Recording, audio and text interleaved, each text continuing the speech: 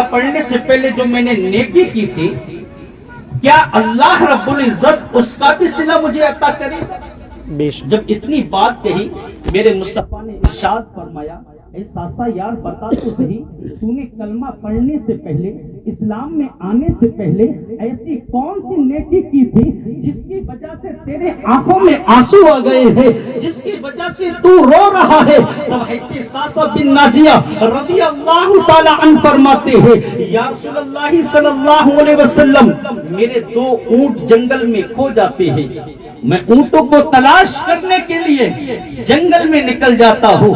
یا رسول اللہ صلی اللہ علیہ وسلم، ایک بزرگ کو دیکھا، ایک بوڑھا شخص میرے اونٹوں کو چرا رہا ہے، میں نے اس سے کہا جناب یہ اونٹ تو میرے ہیں، یہ اونٹ تو میرے ہیں۔ تو بوڑھا شخص کہنے لگتا ہے جناب اگر آپ کے اونٹ ہیں تو آپ لے کر جائیے۔ اتنی بات کہی تھی کہ اتنے میں اس شخص نے کچھ کھجوریں منگا لی اور کچھ پانی منگا لیا ہے، اور میں کھجوریں کھانے لگا، پانی پینے لگا۔ اچانک سے اندر سے خاتون کے رونے کی آواز آئی، بچے کے رونے کی آواز آتی ہے۔ میں نے کہا، اس بوڑھے شخص سے کہنے لگا جناب بتائیے تو صحیح، آخر یہ اندر سے رونے کی آواز کس چیز کی ہے، یہ خاتون کس لیے رو رہی ہے؟ تو بوڑھا شخص کہتا ہے کہ آج بچی کی پیدائش کا وقت ہے، بچے کی ولادت کا وقت ہے۔ جب اتنی بات کہی، بوڑھا شخص کہنے لگتا ہے اگر بیٹا پیدا ہوتا ہے تو قبیلے کی شان بڑھائے گا، اور اگر بیٹی پیدا ہوتی ہے اس کو میں زندہ دفن کر دوں گا۔ اللہ اکبر! جب اتنی بات کہی ہے، حضرت ساسا بن ناجیہ رضی اللہ تعالی عنہ فرماتے ہیں، یا رسول اللہ صلی اللہ علیہ وسلم، ایسا لگا تھا کسی نے میرا دل پانا پانا کر دیا ہو۔ یا رسول اللہ صلی اللہ علیہ وسلم، اتنی تکلیف مجھے آج سے پہلے کبھی نہیں ہوئی تھی جتنی تکلیف اس دن ہوئی ہے۔ اللہ اکبر! اندر سے اچانک آواز آتی ہے کہ مبارک ہو تمہارا بیٹا پیدا ہوا، یعنی بچی پیدا ہوئی ہے۔ اندر سے آواز آتی ہے کہ مبارک ہو بیٹی پیدا ہوئی ہے۔ جب اتنی بات ہوئی تو میں نے اس بوڑھے شخص سے کہا جناب بتائیے تو صحیح، کیا باقی آپ بچی کو زندہ دفن کر دیں گے؟ کیا باقی آپ زندہ بچی کو جو ہے زمین میں دفن کر دیں گے؟ بوڑھا شخص کہنے لگتا ہے ہاں میں اس بچی کو زندہ دفن کر دوں گا۔ حضرت ساسا بن ناجیہ رضی اللہ تعالی عنہ فرماتے ہیں، یا رسول اللہ میں نے اس بوڑھے شخص سے کہا تھا تجھے یہ بچی زندہ دفن نہیں کرنی ہے بلکہ یہ بچی مجھے دے دے، اس بچی کی میں اچھی طرح پرورش کروں گا۔ جب اس کی پرورش ہو جائے گی، جب یہ بچی جوان ہو جائے گی، پھر اس کی میں اچھی طرح شادی کر دوں گا، اس بچی کو اچھی طرح پڑھاؤں گا۔ جب اتنی بات کہی ہے، بوڑھا شخص کہنے لگتا ہے نہیں جناب، اس بچی کو میں ایسے نہیں دوں گا، اس بچی کو ایسے نہیں دوں گا، اس بچی کی قیمت دینا پڑے گی۔ میں نے کہا جناب اس بچی کی قیمت کیا لوگے؟ کہا یہ تمہارے پاس 2 اونٹ ہیں جو چرتے ہوئے میرے پاس آ گئے، یہ اونٹ تمہیں دینا پڑیں گے۔ میں نے کہا بس اس بچی کی قیمت اتنی ہے؟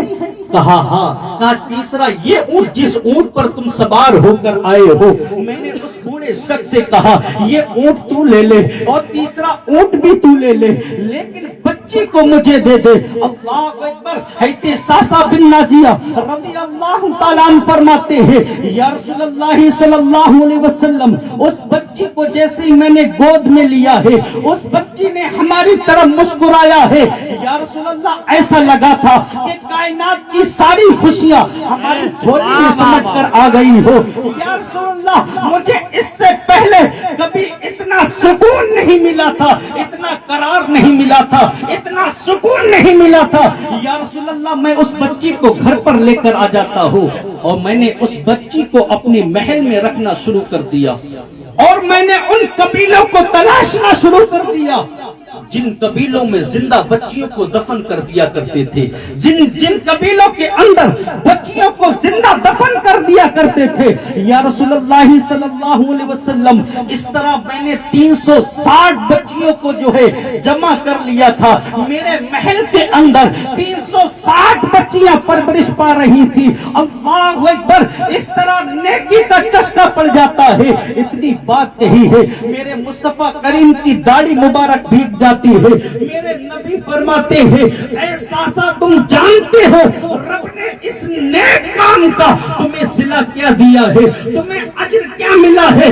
ऐ सासा जो तुम ईमान की दौलत मिली है, जो कलमा पढ़कर तुम दाखिले इस्लाम हुए हो, ऐ सासा रब ने तुम्हें उसका अजर अता किया।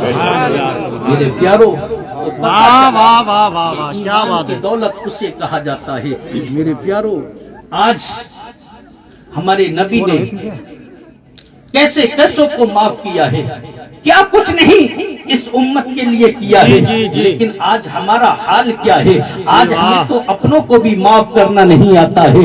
आज भाई भाई के अंदर झगड़ा पैदा है, माँ बाप बेटे के अंदर झगड़ा पैदा है, बाप बेटे से बोलना नहीं चाहता है, बेटा बाप से बोलना नहीं चाहता है, भाई भाई से बोलना नहीं चाहता है। मेरे प्यारो, आज जरा सी मामूली सी बात हो गई है, भाई भाई ने छोड़ दिया है, शादी में बुलाना छोड़ दिया है, दावतों में बुलाना छोड़ दिया है। मेरे प्यारो, रब की रजा कोई ऐसे ही हासिल नहीं हो जाएगी, रब कोई ऐसे ही राजी नहीं हो जाएगा।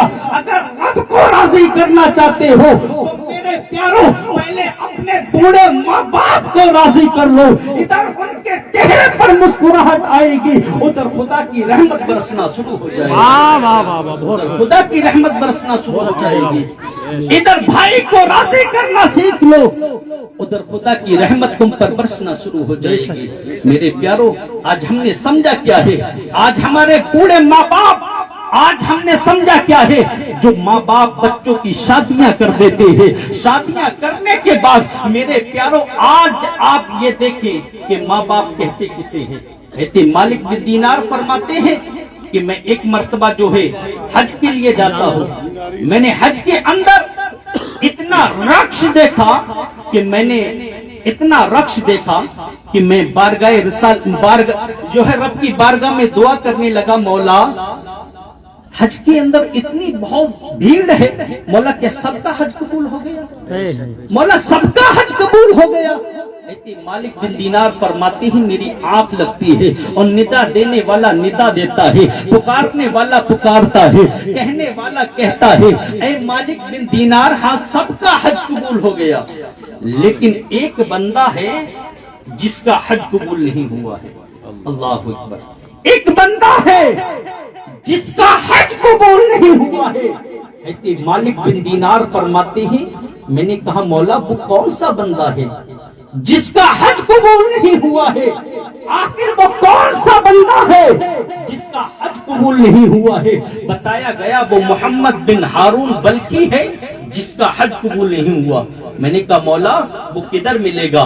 जब मैंने उसको तलाशना शुरू कर दिया है, जाकर लोगों से पूछना शुरू कर दिया है, ऐ लोगों बताओ तो सही ये मोहम्मद बिन हारून बल्कि किधर मिलेगा। लोगों ने कहा यार वो तो बड़ा नेक इंसान है, वो तो रात रात भर इबादत करता है, वो तो नफली इबादत भी करता है, पूरी पूरी रात जो है नमाजें पढ़ता है, दिन में कुरान की तिलावतें करता है, वो तो बड़ा नेक इंसान है। मालिक बिन दीनार फरमाते हैं जब इतनी बात सुनी है मुझे हैरत होती है, यार लोग उसकी तारीफ कर रहे हैं, लोग कह रहे हैं ये तो बड़ा नेक इंसान है, लेकिन मुझे बताया गया कि उसका हज कबूल नहीं हुआ। अल्लाहु अकबर।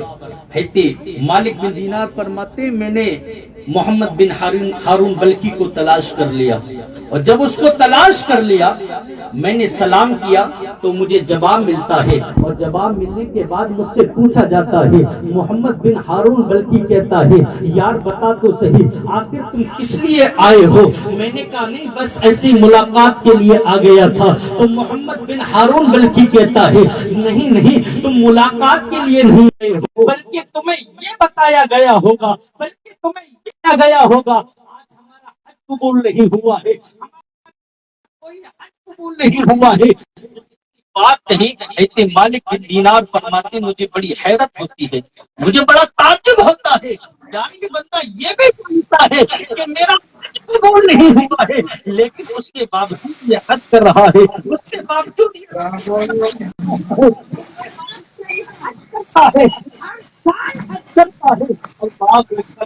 मालिक बिन दीनार ने बता तो सही तेरा ऐसा कौन सा गुनाह है, ऐसी कौन सी खता है جس گناہ کی وجہ سے رب نے تیرا حج قبول نہیں کیا ہے، تو محمد بن ہارون بلکی کہتا ہے یار رب نے مجھے بہت ساری دولت عطا کی اور میں دولت کے نشے میں اس قدر مستغرق ہو چکا تھا، دنیا کی لذتوں میں کھو چکا تھا، اور میں دنیا کی لذتوں میں کھو گیا، میں عیاشی میں